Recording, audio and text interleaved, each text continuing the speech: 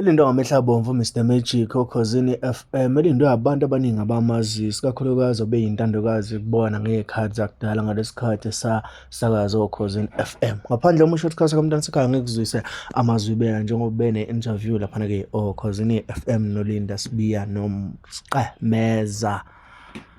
Hola Mr Magic. Ithumela kujoko Mr Fawukhosi FM exciting ezinhle ze Magic Broadcasting Academy. Sanibonani eMzansi Africa. Mr Magic is not over until God says it's over. Ngiyabona kupela yathi yakayidi. Let's be Mr Magic. Hola Mr Magic.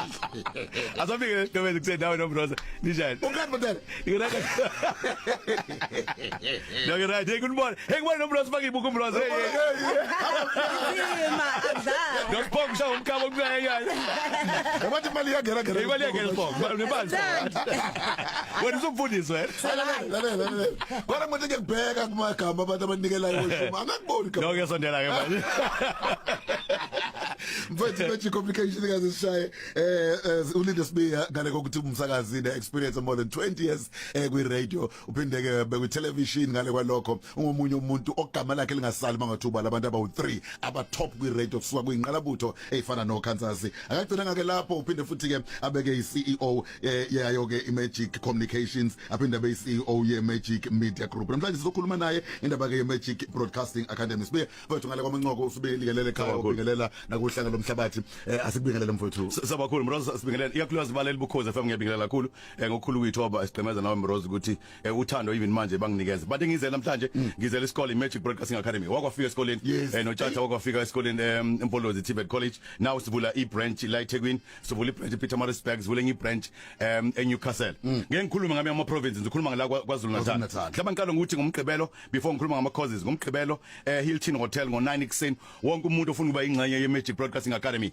akafike ungena mahala awukhokhi khona uzokwazi uthole more imininingwane ngeMagic Broadcasting Academy so abantu bahlangana ngomgqibelo Hilton kusuka ngoba isikhathi ngo9 ekseni balekile ku9 ngeke ungene kwiMagic Broadcasting Academy nokuthi unemali singayenza audition ngifuna ukubona ukuthi ngempela ikhona likhona yini basakhuluma ngakho lokhu nifundisa ziphi ifundo lapha yana ukuthi umuntu waphela ubroadcaster kuthe ukunaba kakhulu sifundisa iNational Certificate NQF level 5 ye radio production bese kuba iNational Certificate NQF level 5 film and television production bese kuba iAdvertising further education and training certificate NQF level 4 this year singezana icourse ka DJ for free of charge wonke umuntu umfundi wami uzothola icourse yamahala ukuthi abe u DJ but icertificate sakhona sisuka kwiMBA thina as iMagic Broadcasting Academy ukuthi umuntu angathi mesenza icourse kodwa angakwazi ukuthi umsebenzi eceleni but ke enye into ehlele iqhamuka njalo si register yini singabi ngokuthiwa yini